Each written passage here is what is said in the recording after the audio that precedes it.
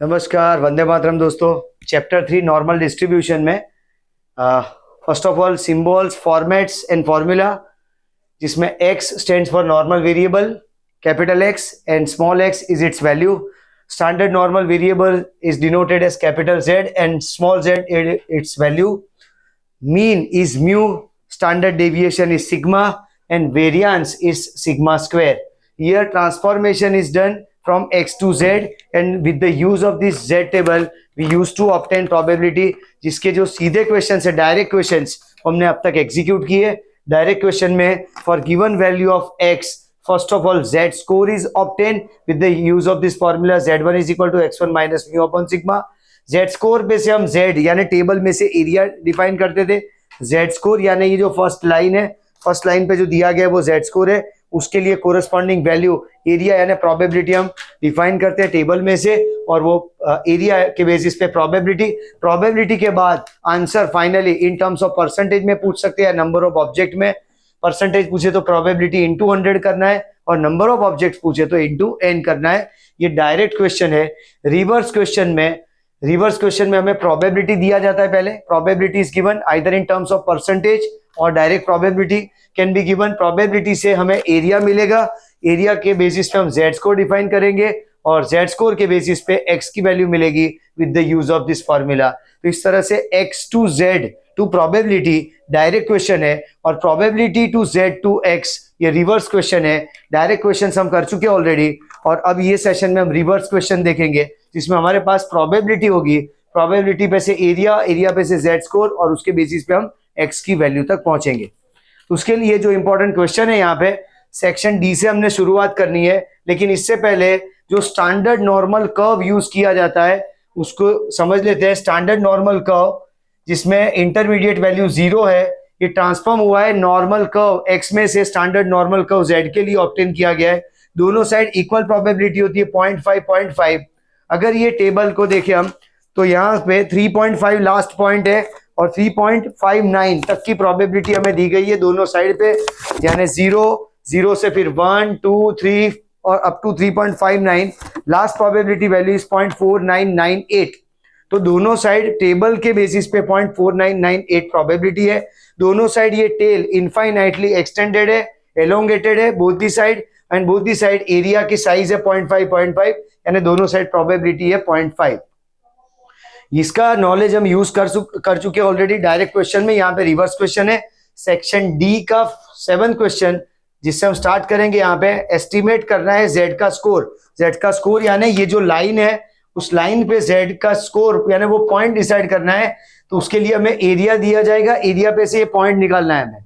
तो क्वेश्चन के हिसाब से area to the left of z is equal to z1 is 0.9928। अब क्वेश्चन को समझते हैं यहाँ पे कि area to the left of z equals to z1 is 0.9928, यानी z1 जहां पे आता है, इस तरह से ये स्टैंडर्ड नॉर्मल कर्व है, और z1 जहां पे आता है वहां से लेफ्ट साइड का एरिया 0.9928 है।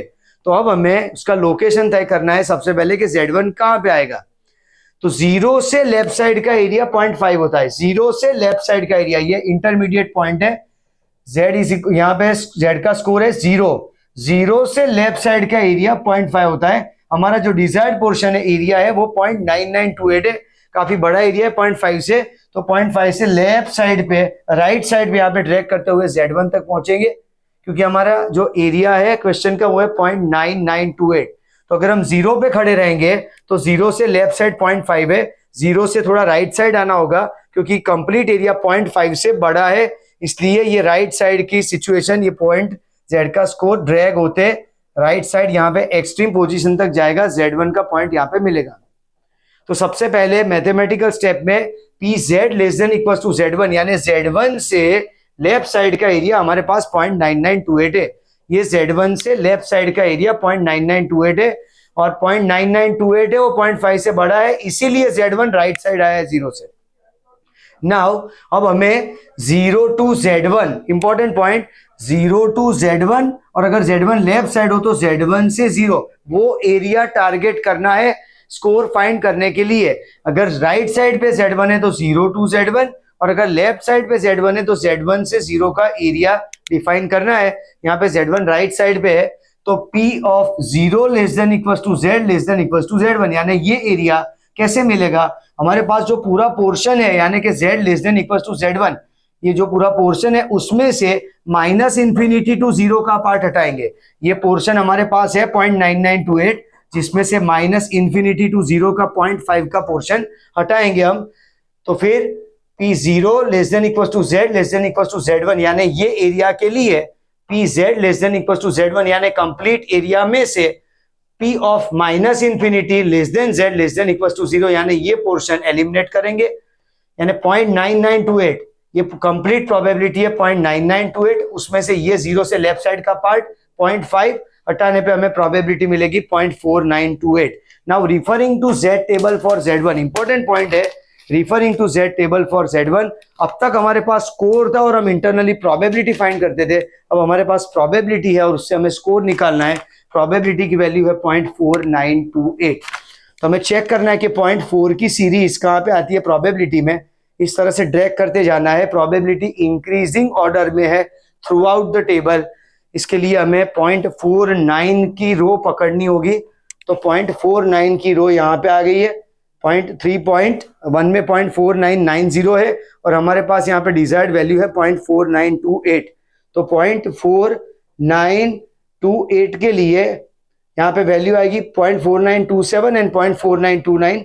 0.4927 के लिए स्कोर है 2.44 एंड 2.45, तो 0.4927 के लिए स्कोर आएगा 2.44 एंड 0.4929 के लिए स्कोर आएगा 2.45। इस तरह से Z के दो स्कोर हमें 2.44 एंड 2.45 मिलेंगे, ये दोनों प्रोबेबिलिटी है। अब यहाँ पे जो एग्जैक्ट वैल्यू है वो है 0.4928 और ये वैल्यू इसके एवरेज में इंटरमीडिएट में 0.4928 से लेफ्ट साइड है 0.4927 और राइट साइड है 0.4929, इसलिए उसका एवरेज करना होगा हमें। यहाँ पे स्कोर है 0.4927 के लिए स्कोर है 2.44 और 0.4929 के लिए स्कोर है 2.45, दोनों का एवरेज करके हमें मिलेगा 2.445। फिर आता है साइन, तो Z1 राइट साइड है, 0 से राइट साइड है, इसलिए यहां पे स्कोर आएगा पॉजिटिव 2.445। नेक्स्ट में हमें बोला गया है area to the right of, अब जैसे यहाँ पे कीवर्ड था लेफ्ट, यानी Z1 जहां पे है वहां से लेफ्ट साइड का एरिया 0.9928 है, ये हमें पहले से पता था, इसलिए 0 की लाइन से थोड़ा लेफ्ट साइड जाके हमने एरिया सिलेक्ट किया। अब सिचुएशन है area to the right of Z is equal to Z1 is 0.0250, यानी Z1 जहां पे है वहां से राइट साइड का एरिया 0.0250 है। तो अब हमें समझना है यहाँ पे पहले 0 की लाइन पे खड़े हो जाना है, 0 से राइट साइड का इंफिनिटी तक का एरिया है 0.5 और हमें जो बोला गया है Z1 से राइट साइड का एरिया है 0.0250, तो ये पूरा एरिया 0.5 है और 0.0250 बहुत छोटा पोर्शन होता है, इसलिए Z1 यहाँ पे राइट साइड पे यहाँ पे पोजीशन करेंगे उसकी, और उस Z1 से राइट साइड का एरिया है 0.0250 और ये 0.5 है, 0.5 में से 0.0250 माइनस करने पे 0.4750, ये मिसिंग वैल्यू यहाँ पे मिलने वाली। इसके लिए मैथमेटिकल स्टेप में पहले Z greater than equals to Z1, यानी Z1 से राइट साइड का एरिया, क्योंकि यहाँ पे राइट साइड का पोर्शन बोला है, तो Z greater than equals to Z1 is 0.0250। अब ये एरिया डिफाइन करना है, यानी 0 टू Z1, तो P of 0 less than equals to Z less than equals to Z1 के लिए कंप्लीट एरिया यानी 0 से infinity, P of 0 less than equals to Z less than infinity, ये एरिया में से ये एरिया हटा देंगे, यानी minus P of Z greater than equals to Z1, तो यहाँ पे एरिया है कंप्लीट एरिया है 0.5, उसमें से Z greater than equals to Z1 है 0.0250 और ये माइनस करने पे एरिया बचेगा 0.4750। Now referring to Z table for Z1, तो अगर हम यहाँ पे चेक करें तो एरिया चाहिए हमें 4750, तो 47 की सीरीज में आगे जाएंगे तो 4750 एग्जैक्टली 1.96 के सामने आ रहा है, इसलिए Z1 is equal to 1.96। Z1 0 से राइट साइड पे है इसलिए पॉजिटिव आएगा, अगर Z1 0 से लेफ्ट साइड हो तो नेगेटिव, यहाँ पे दोनों क्वेश्चन में राइट साइड है इसलिए Z1 का स्कोर पॉजिटिव आएगा। इसके बाद नेक्स्ट क्वेश्चन में, क्वेश्चन नंबर 8 में area to the left of Z equals to Z1 is 0.15 दिया गया है, यानी Z1 जहां पे है वहां से लेफ्ट साइड का एरिया 0.15 है। तो सबसे पहले लेफ्ट की बात आवे तो लेस देन की साइन है, राइट साइड की बात आवे तो ग्रेटर देन की साइन आएगी, यहाँ पे वापस से लेफ्ट बोला गया है इसलिए लेस देन की साइन है, तो P Z less than equal to Z1 is 0.15, यानी Z1 के पॉइंट से पीछे का एरिया 0.15 है। अगर हम 0 पे खड़े रहते हैं तो पीछे 0.5 एरिया होता है, पर हमें 0.15 चाहिए तो 0 से और अंदर आना होगा, इस साइड आना होगा, क्योंकि ये एरिया 0.5 है पूरा, और हमें Z1 से लेफ्ट साइड का एरिया 0.15 बोला गया है, तो 0.5 से 0.15 बहुत छोटा होता है, इसलिए 0 से लेफ्ट साइड ड्रैग करते हुए यहीं पे Z1 की पोजीशन करेंगे। ये कंप्लीट एरिया 0.5 है, इसमें से 0.15 माइनस करे तो 0.35 हमें मिलेगा Z1 से 0 का एरिया। तो सबसे पहले step P Z less than equal to Z1 is 0.15 जो हमें दिया गया है। अब जो हमें चाहिए वो एरिया डिफाइन करें, तो P of Z1 less than equal to Z less than equal to 0, ये एरिया डिफाइन किया। इसके लिए माइनस इंफिनिटी टू 0 का जो एरिया है वो लेंगे पहले, तो P of minus infinity less than Z less than equal to 0, उसमें से ये जो एरिया है हमारे पास minus means Z greater less than equal to Z1, ये जो एरिया है यानी Z1 से लेफ्ट साइड का एरिया है, इसको हटा देंगे इतना पार्ट, तो P of minus infinity less than Z less than equal to 0, ये कंप्लीट पोर्शन में से minus P Z less than equal to Z1 को हटाना है, यानी 0.5 minus 0.15 0.35।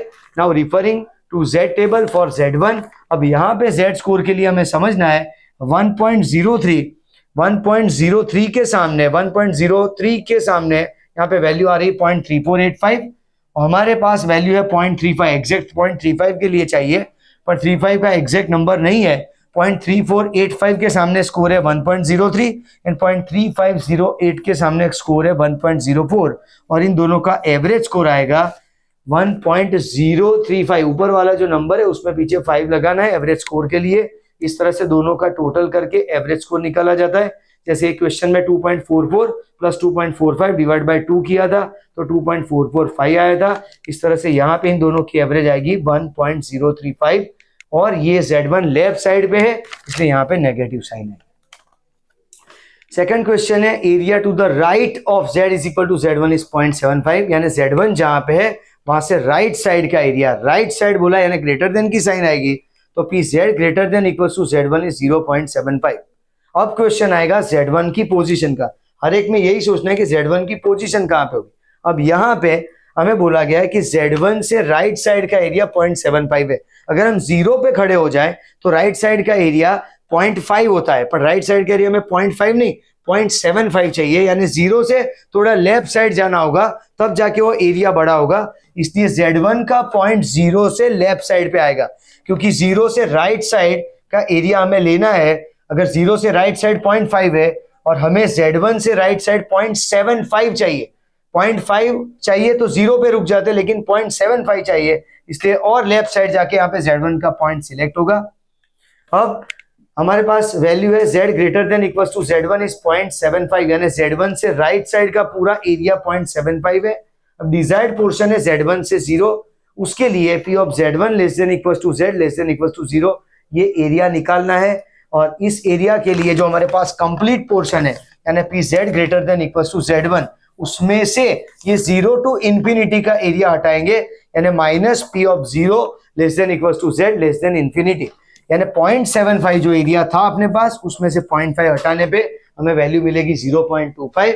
Now referring to Z table for Z1, तो 0.67 के सामने Z स्कोर 0.67 के सामने प्रोबेबिलिटी है 0.2486 एंड 0.68 के सामने है 2518, और इन दोनों के बीच में पड़ता है 0.25, इसलिए एवरेज वैल्यू आएगी Z1 के लिए 0.675, और Z1 हमारा लेफ्ट साइड आता है 0 से, इसलिए साइन नेगेटिव होगी, तो आंसर आएगा -0.675। क्वेश्चन नंबर 9 में डायरेक्ट क्वेश्चन दिया गया है कि P of -2 less than equal to Z less than equal to Z1 हो 0.2857, तो Z1 ऑब्टेन करना है हमें। अब यहाँ पे ये रेंज वाले क्वेश्चन है जिसमें एक स्कोर दिया हुआ है, दूसरा स्कोर ढूंढना है। अब तक के क्वेश्चन में एक ही स्कोर था और उसी को आइडेंटिफाई करना था। अब दो में से एक स्कोर दिया है, दूसरा आइडेंटिफाई करना है। तो सबसे पहले यहाँ पे स्टेप जो दिया गया है P of -2 less than equals to Z less than equals to Z1 equals to 0.2857, यानी हमें पता है कि हमारा एक स्कोर -2 है, तो -2 से 0 का एरिया हमें पहले जानना होगा। तो 2 के सामने एरिया आता है 0.4772, यानी -2 से 0 का एरिया, ये जो पोर्शन है, ये जो पूरा पोर्शन है वो हमारा है 0.4772। और Z1 से 0, -2 से Z1 का एरिया है 0.2857।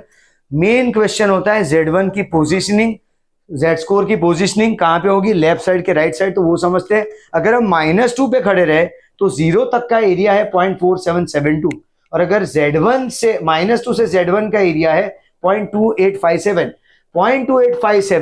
0.4772 से छोटी वैल्यू है, 0.2857 0.4772 से छोटी वैल्यू है। इसका मतलब हमारा Z1 0 से पहले आ जाता है, 0 तक की प्रोबेबिलिटी 0.4772 है और हमारा डिजायर्ड प्रोबेबिलिटी 0.2857 है, तो 0 से काफी पहले रुक जाना है, वो Z1 का पॉइंट होगा। इस तरह से इसका लोकेशन तय किया जाएगा। और अब इसको आइडेंटिफाई करेंगे, ये हमारा डिफाइंड एरिया है जिसके बेसिस पे हमें Z1 की वैल्यू मिलेगी। अब इसको डिफाइन करते हैं कि P of Z1 less than equal to Z less than equal to 0।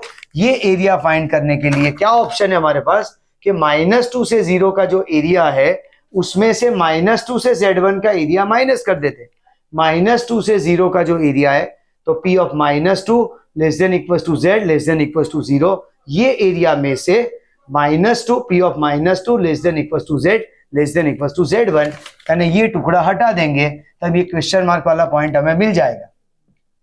तो -2 से 0 का एरिया है 0.4772, उसमें से -2 से Z1 का एरिया है 0.2857, तो माइनस करने पे ये पार्ट हमें मिल गया 0.1915। Now referring to Z table for Z1, तो प्रोबेबिलिटी में 0.1915 कहां पे आता है, तो direct 1915 is again 0.5, score of 0.5, so Z1 की वैल्यू आएगी 0.5। Z1 is placed on the left side of 0, so answer will be negative 0.5. Second question में P of Z1 less than equal to Z less than equal to 1.75 दिया गया, जिसकी probability है 0.10। अब यहाँ पे भी एक स्कोर ढूंढना है, दूसरा दिया हुआ है, एक स्कोर है Z1, दूसरा है 1.75, तो 1.75 एक नोन स्कोर है यहाँ पे। तो स्टैंडर्ड नॉर्मल कर्व पहले प्रिपेयर करेंगे और जो दिया है वो लिखेंगे P of Z1 less than equal to Z less than equal to 1.75 and its value is 0.10। अब हमारे पास एक स्कोर 1.75 है, तो 1.75 यानी 1.7 में 5 का कॉलम जाके चेक करेंगे तो प्रोबेबिलिटी है 0.4599, यानी 0 से 1.75 का ये पोर्शन है 0.4599, ये पोर्शन है 0.4599। इतना टुकड़ा 0 से 1.75 का ये टुकड़ा, यहाँ पे प्रोबेबिलिटी है 0.4599। और Z1 से 1.75 सिर्फ है 0.10, ये बहुत छोटी वैल्यू हुई कंपेयर टू 0.4599। अब हम 1.75 को तो चेंज नहीं कर सकते क्योंकि वो पोजीशन तो फिक्स है, तो 0 से हमें राइट साइड अंदर जाना होगा क्योंकि हमें 0.4599 से बहुत छोटी वैल्यू चाहिए, इसलिए यहाँ पे Z1 का स्कोर राइट साइड पे आएगा, 0 से काफी डिस्टेंस पे आएगा, 1.75 से पहले आएगा क्योंकि Z1 से 1.75 की वैल्यू हमें दी गई है 0.10, तो टोटल वैल्यू है 0.4599 और Z1 से 1.75 का पोर्शन है 0.10 और हमारा डिजायर्ड पोर्शन है 0 टू Z1। तो पहले जो दिया है वो लिखेंगे P of Z1 less than equal to Z less than equal to 1.75 is 0.10। फिर जो चाहिए उसे डिफाइन करना है कि P of 0 less than equal to Z less than equal to Z1, यानी 0 से Z1 का एरिया चाहिए, जिसके लिए जो एरिया है 0 टू 1.75 यानी P of 0 less than equal to Z less than equal to 1.75, उसमें से Z1 से 1.75 माइनस करेंगे यानी minus P of Z1 less than equal to Z less than equal to 1.75। Now 0 to 1.75 का एरिया है 0.4599 और Z1 से 1.75 का एरिया है 0.10, माइनस करने पे बचेगा 0.3599 and if we refer this Z table for Z1 0.3599 यानी 0.3 के सीरीज में आगे बढ़ना है तो 0.3599 यहाँ पे वैल्यू आती है एग्जैक्टली 1.08 के सामने, 1.0 में यहाँ 08 के सामने वैल्यू आती है 0.3599, तो Z1 का आंसर आएगा 1.08। Z1 0 से राइट साइड है, इसलिए यहाँ पे पॉजिटिव आंसर आएगा 1.08। इसके बाद सेक्शन ई में क्वेश्चन पूछे गए, रिवर्स क्वेश्चन है अगेन। क्वेश्चन नंबर 4 में मंथली सैलरी दी गई है and it follows normal distribution with mu of 10,000 rupees and standard deviation of 2,000 rupees. Mu 10,000 है और स्टैंडर्ड डेविएशन 2,000 है, और x stands for monthly salary, right. Now सबसे पहले यहाँ पे स्टैंडर्ड नॉर्मल कर्व तैयार किया गया है। हमें क्वेश्चन में पूछा गया है कि बॉटम के 20% एम्प्लॉयज की हाईएस्ट सैलरी बतानी है। अब ये जरा लिमिट वाला क्वेश्चन है, इसको समझते हैं। बॉटम के 20% एम्प्लॉयज की हाईएस्ट सैलरी, एक बात समझना है कि नॉर्मली डिस्ट्रीब्यूटेड है salary earn by this employees, तो लेफ्ट साइड पे लोएस्ट सैलरी वाला एम्प्लॉय है और राइट साइड पे हाईएस्ट सैलरी वाला एम्प्लॉय है। ये दोनों एक्सट्रीम पॉइंट पे सैलरी जैसे जैसे बढ़ रही है वैसे यहाँ पे यानी इंक्रीजिंग ऑर्डर है, lowest salary to highest salary का पॉइंट है। तो जब हमें बॉटम के एम्प्लॉयज का पूछा होगा तो हाईएस्ट सैलरी पूछी होगी, और टॉप के एम्प्लॉयज का क्वेश्चन होगा तो लोएस्ट सैलरी पूछी जाएगी। बॉटम के एम्प्लॉयज की हाईएस्ट सैलरी और टॉप के एम्प्लॉयज की लोएस्ट सैलरी, क्योंकि अगर स्टार्टिंग से यानी इंसेप्शन से 0 से स्टार्ट करें तो बढ़ते हुए यहाँ पे सैलरी इंक्रीजिंग ऑर्डर में, तो स्टार्टिंग के ग्रुप की ये हाईएस्ट सैलरी होगी। स्टार्टिंग के ग्रुप की हाईएस्ट सैलरी होगी, यानी हमें बोला गया है कि बॉटम के 20% एम्प्लॉयज की हाईएस्ट सैलरी बतानी, यानी P of Z less than equal to Z1। अब हमें समझ में आना चाहिए कि 20% बोला है, यानी प्रोबेबिलिटी 0.2 हुई। 0.2 0.5 से बहुत छोटी कीमत है। अगर हम 0 पे खड़े रहेंगे तो हमारे पीछे 0.5 प्रोबेबिलिटी रहती है, पर हमें रखना है सिर्फ 0.2, यानी 0 से लेफ्ट साइड थोड़ा अंदर जाना होगा, तब जाके वो Z1 का पॉइंट आएगा और उससे लेफ्ट साइड का एरिया बचेगा 0.2। तो पहला स्टेप परसेंटेज में जो हमें दिया गया है कि P of Z less than equal to Z1 is 20%, यानी Z1 से लेफ्ट साइड का एरिया है 20%, यानी 20/100 यानी 0.2। नाउ हमें डिफाइन करना है Z1 से 0 का एरिया। हमेशा Z1 से 0 या 0 से Z1 का एरिया ही Z1 का स्कोर आइडेंटिफाई कर सकता है, इसलिए ये एरिया चाहिए हमें कि P of Z1 less than equal to Z less than equal to 0। ये एरिया के लिए ये जो पूरा एरिया है 0.5 माइनस इंफिनिटी टू 0, उसमें से ये Z less than equal to Z1 जो 0.2 है उसको माइनस कर दे तो अपने आप ये 0.3 का एरिया आइडेंटिफाई हो जाएगा। तो स्टेप लेंगे हम कि P of Z1 less than equal to Z less than equal to 0 equal to now P of minus infinity less than Z less than equal to 0 में से माइनस करेंगे P of Z less than equal to Z1।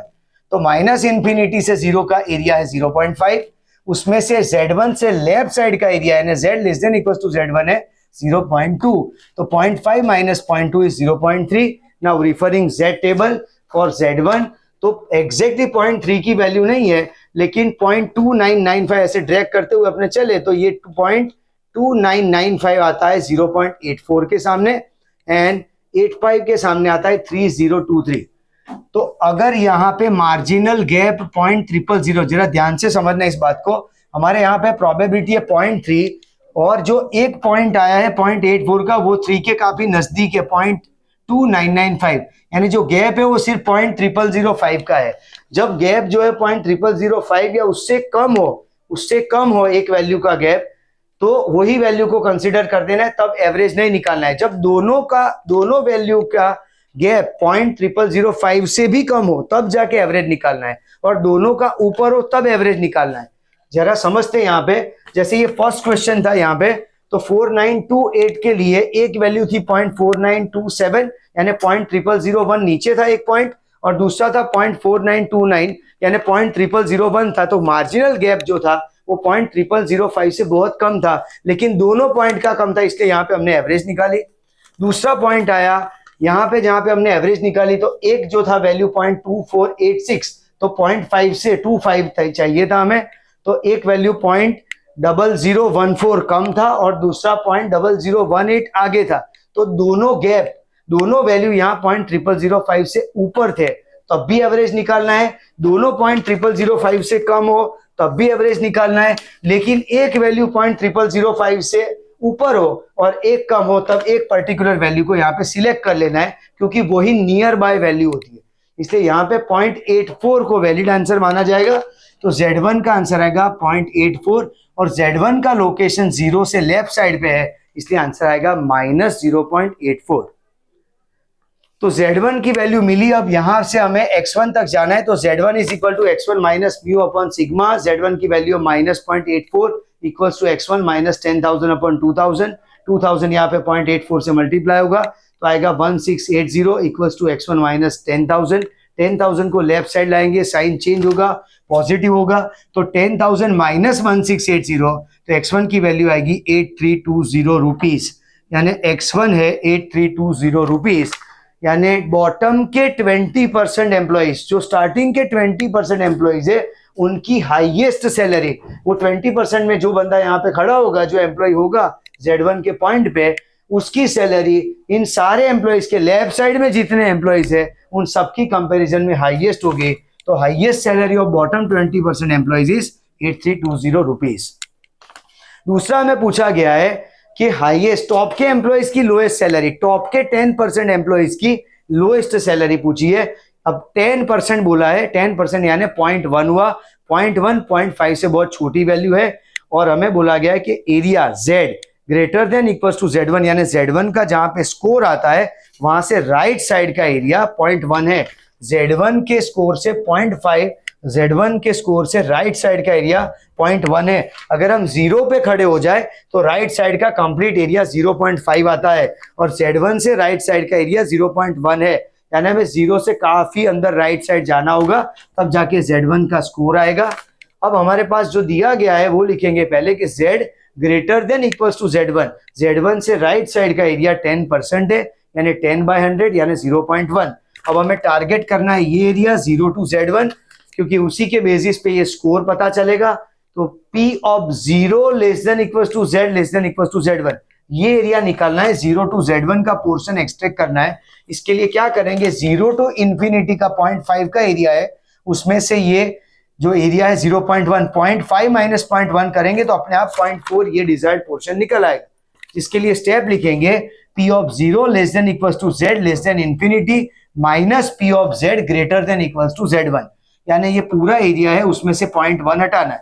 तो 0.5 minus 0.1 आएगा 0.4। Now referring to Z table for Z1, 0.4 के लिए Z score and probability, 1.28 के सामने probability है 0.3997 और 1.29 के सामने प्रोबेबिलिटी है 0.4015। यहाँ पे एक पॉइंट 0.0005 से नीचे प्रोबेबिलिटी शो कर रहा है और दूसरा 0.0005 से ऊपर शो कर रहा है, इसलिए हम ये जो फर्स्ट पॉइंट है उसी को लेंगे 1.28 को। जैसे यहाँ पे 0.2995 की जो वैल्यू थी उसी को कंसिडर किया था, तो यहाँ पे 0.3997 की वैल्यू को कंसीडर करेंगे। Z1 का स्कोर आएगा 1.28। Z1 राइट साइड है 0 से, इसलिए पॉजिटिव साइन रहेगी 1.28। अब ट्रांसफॉर्मेशन की formula Z1 is equal to X1 minus mu upon sigma, जिसमें 1.28 equals to X1 minus 10,000 upon 2,000। ये 2,000 मल्टीप्लाई करने पे 2560 equals to X1 minus 10,000। So X1 is equal to 12,560 rupees, यानी कि lowest salary of top 10%, top के जो 10% employees है जो कि राइट साइड पे है, उनमें सबसे कम सैलरी है Z1 के पॉइंट पे जो एम्प्लॉय खड़ा है उसकी होगी, and that salary is 12,560 rupees. Next question number 5 में अब ये इंटरमीडिएट ऑब्जर्वेशन के बारे में, मिडल ऑब्जर्वेशन के बारे में एक क्वेश्चन है, जिसमें म्यू हमें 52 और वेरिएंस 64 दिया, यानी स्टैंडर्ड डेविएशन होगा 8, और हमें लिमिट्स एक्सट्रैक्ट करनी है, यानी X1 एंड X2 के दो पॉइंट निकालने हैं for exactly middle 25% observation. Middle के 25%, वो मिडल के कोई भी रेंज दे सकते हैं, 25%, 30, 35, 40, 50, 60, कोई भी क्वेश्चन, कोई भी मिडल के ऑब्जर्वेशन के लिए पूछा जाए, इसी तरह उसको ड्राफ्ट करना है पूरा आंसर। तो हमें पहले दिया गया X1 से X2 के बीच में 25% ऑब्जर्वेशन है, यानी 25/100 यानी 0.25 वहां पे प्रोबेबिलिटी है, यानी X1 और X2 के बीच के एरिया की प्रोबेबिलिटी 0.25 है। अब X1 X2 यानी ये नॉर्मल का हुआ नॉर्मल वेरिएबल के लिए, और Z1 Z2 यानी ये स्टैंडर्ड नॉर्मल का हुआ स्टैंडर्ड नॉर्मल वेरिएबल के लिए।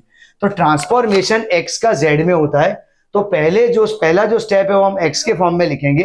पहले ट्रांसफॉर्मेशन की formula z1 is x1 minus mu upon sigma, जिसमें म्यू की वैल्यू 52 और सिग्मा की वैल्यू 8 है। जब तक z1 नहीं मिलेगा हम x1 तक नहीं पहुंच सकते। सेम यहाँ पे वही पोजीशन है, z2 equals to x2 minus 52/8। तो हमें जब तक z2 नहीं मिलेगा x2, ये जो लिमिट है x1 और x2, ये दो लिमिट्स है और वहां लिमिट्स तक पहुंचने के लिए z1 और z2 का स्कोर चाहिए, जिसके लिए पहले x1 less than equals to x less than equals to x2 की प्रोबेबिलिटी लिखेंगे 0.25। नाउ x1 से म्यू, दो पार्ट करने, x1 से म्यू और म्यू से x2। जब मिडल के ऑब्जर्वेशन बोले तो दो पार्ट करने हैं, तो x1 से म्यू यानी x1 less than equals to x less than equals to mu equals to mu less than equals to x less than equals to x2। ये दोनों टुकड़े होंगे 0.25/2 करके। टोटल एरिया 0.25 है और दो एक से टुकड़े किए जा रहे हैं, पार्ट किए जा रहे हैं, इसलिए 0.25/2 इज 0.125।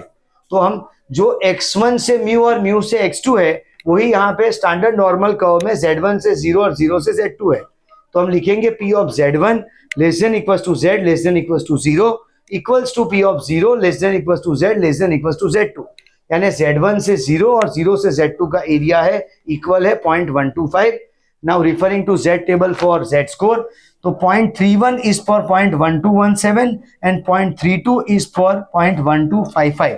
जरा ध्यान से यहाँ समझते हैं, 0.31 है 0.1217 के लिए और 0.32 है 1255 के लिए। तो ऑप्शन यहाँ पे 0.0005 का मार्जिन है 0.32 के लिए, इसलिए ये वैल्यू को कंसिडरेशन करेंगे क्योंकि ये नियर बाय है। तो z1 का आंसर आएगा -0.32 और z2 का आंसर आएगा 0.32 पॉजिटिव। अब ये वैल्यू को z1 z2 की वैल्यू को यहाँ पे रख देते हैं ये इक्वेशन में, तो -0.32 इक्वल्स टू x1 माइनस 52/8, 8 यहाँ मल्टीप्लाई होके होगा -2.56 इक्वल्स टू x1 माइनस 52 इस साइड आएगा तो पॉजिटिव हो जाएगा, तो x1 is equal to 52 minus 2.56, x1 का आंसर आएगा 49.44।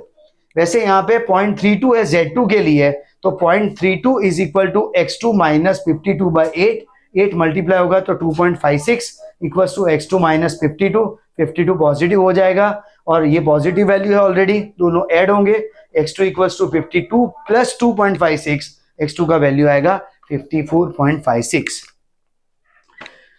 क्वेश्चन नंबर 6 में x is given as sale of electric items with mu of 52 and variance of 9 यानी standard deviation of 3 and analysis is made for 52 weeks of a year। 52 weeks का analysis है, इसमें पहला question है कि p of x1 less than equals to x less than equals to 61, probability is given as 0.1574। तो हमें ये x1 का पॉइंट ढूंढ निकालना है, हमें x1 ढूंढना है जब x1 और 61 के बीच की प्रोबेबिलिटी है 0.1574। तो हमें पहले transformation z1 is x1 minus mu upon sigma, इसमें z1 equals to x1 minus 52/3। अब यहाँ पे हमें पहले z1 चाहिए तब जाके x1 मिलेगा, z2 equals to x2 minus mu upon sigma, जिसमें 61 x2 की वैल्यू हमें पता है 61 माइनस 52/3 यानी 9/3, तो यहाँ पे आएगा आंसर 3। तो स्टैंडर्ड नॉर्मल कर्व यहाँ पे प्रिपेयर करेंगे पहले। अब x1 से 61, पहला स्टेप x के कॉन्टेक्स्ट में x1 से 61 के बीच का एरिया है 0.1574। नाउ z1 से z2 के बीच का एरिया है 0.1574, यानी z1 और 3 के बीच का एरिया है, क्योंकि दूसरा पॉइंट हमें पता है कि वो 3 है, z का एक स्कोर नहीं पता है, z1 अननोन वैल्यू है लेकिन z2 की वैल्यू 3 हमें पता है। तो z1 से z2 का एरिया है, z1 से z2 का एरिया है 0.1574, यानी z1 से 3 का एरिया है 0.1574। अब हम z टेबल को यूज करेंगे और 3 के सामने की प्रोबेबिलिटी देखें तो है 4987, यानी 0 से 3 का ये जो पोर्शन है 0 to 3 का ये जो पोर्शन है वो है 4987 और हमारा z1 से 3 का पोर्शन है 0.1574। तो 0.1574 से बहुत बड़ी वैल्यू है। अब हम 3 के पोजीशन को तो अल्टर नहीं करेंगे, कर ही नहीं सकते क्योंकि 3 तो फिक्स पोजीशन पे है, तो 0 से हमें राइट साइड जाना होगा z1 स्कोर के लिए, क्योंकि एरिया जो है डिजायर्ड पोर्शन है 0.1574 वो 4987 से काफी छोटी वैल्यू है, तो z1 0 से राइट साइड पोजीशन करेंगे और अब इस एरिया को डिफाइन करना है कि ये एरिया हमारे टारगेट में है 0 to z1, इसके लिए लिखेंगे P of 0 less than equal to Z less than equal to Z1। अब ये एरिया ढूंढने के लिए 0 to 3 का जो एरिया है अपने पास, यानी P of 0 less than equal to Z less than equal to 3, ये एरिया में से Z1 to 3 का जो एरिया है, जो हमारे पास वैल्यू है 0.1574, तो वो माइनस करना है। तो minus P of Z1 less than equal to Z less than equal to 3, ये एरिया है 0.4987 और ये एरिया है 0.1574, इसमें से माइनस करने पे वैल्यू आएगी 0.3413। अब इसमें referring to Z table for probability of 0.3413, तो हमें उसके सामने की वैल्यू मिलेगी 1, तो Z का स्कोर आएगा 1। सो Z1 इज इक्वल टू 1, तो Z1 अगर 1 रखे तो 1 इक्वल्स टू x1 माइनस 52/3, 3 यहाँ मल्टीप्लाई होगा तो x1 इक्वल्स टू 52 यहाँ पे प्लस हो जाएगा, 52 प्लस 3 यानी 55 यूनिट्स। तो इस तरह से रिवर्स कैलकुलेशन का सम था, हमें x1 का पॉइंट निकालना था और वो मिला हमें 55 यूनिट्स। अब नेक्स्ट जो क्वेश्चन है वो डायरेक्ट क्वेश्चन है, सीधा क्वेश्चन है, जिसमें हमें x की वैल्यू दी है, जिसमें से z स्कोर और फिर प्रोबेबिलिटी ढूंढेंगे। हमें पूछा गया है कि x की वैल्यू 55 से ज्यादा हो उसकी प्रोबेबिलिटी ढूंढनी है, सेल 55 यूनिट से ज्यादा हो उसकी प्रोबेबिलिटी ढूंढनी है, यानी x1 यहाँ पे 55 है, ट्रांसफॉर्मेशन करें तो Z1 is equal to x1 minus mu upon sigma. x1 की वैल्यू है 55, म्यू है 52, 55 माइनस 52/3 इस 3/3 इज 1, तो Z का स्कोर हमें मिला है 1, और 1 से राइट साइड का एरिया निकालना है क्योंकि x greater than equals to 55 बोला है, यानी 1 से राइट साइड का एरिया हमें आइडेंटिफाई करना है। तो P ऑफ x 4 स्टेप लेने हैं, जिसमें 2 पहले x के, P of x greater than equals to x1, यानी P of x greater than equals to 55, then P of Z greater than equals to Z1 and then P of Z greater than equals to 1, यानी 1 से right side का area हमें चाहिए। ये हमारा desired portion है, probability है, तो उसके लिए क्या कर सकते हैं, तो 0 से इन्फिनिटी का जो एरिया है उसमें से 0 से 1 का एरिया अगर हम माइनस कर दे, 0 टू इन्फिनिटी में से 0 से 1 का एरिया माइनस करे तो 1 से इन्फिनिटी का एरिया ऑटोमेटिक मिल जाएगा, जिसके लिए हम स्टेप लिखेंगे P of 0 less than equals to Z less than infinity minus P of 0 less than equals to Z less than equals to 1। तो 0 टू इन्फिनिटी की प्रोबेबिलिटी है 0.5 माइनस 0.3413, 0 टू 1 की प्रोबेबिलिटी है, वो माइनस करने पे वैल्यू बचेगी 0.1587, एंड हमें पूछा गया है आंसर नंबर ऑफ वीक्स के कॉन्टेक्स्ट में, number of working weeks 52 for the year, so number of weeks will be n into probability, so 52 into 0.1587, answer is 8.25। अब यहाँ पे नंबर में लिखना है हमें, वीक्स के नंबर में, तो पॉइंट में नहीं लिखेंगे, इसलिए फाइनल आंसर आएगा 8 वीक्स। तो इस तरह से ये क्वेश्चन में एक रिवर्स था और एक डायरेक्ट क्वेश्चन है, दो ही तरह के क्वेश्चन है। जो डायरेक्ट क्वेश्चन होते हैं उसके अंदर x दिया जाता है, x में से z स्कोर और उससे एरिया से प्रोबेबिलिटी, और अगर रिवर्स सम है तो प्रोबेबिलिटी से z स्कोर एरिया, एरिया से स्कोर और वहां से x तक पहुंचना है। ये सारे क्वेश्चन रिवर्स के थे, सिर्फ ये जो क्वेश्चन था 6 उसका ये सब क्वेश्चन ही डायरेक्ट क्वेश्चन था। इस टॉपिक के अंदर और भी टेक्निकल क्वेश्चन है, रिवर्स मेथड के भी और क्वार्टाइल और मीन डेविएशन के, that will be done in a next session. Thank you.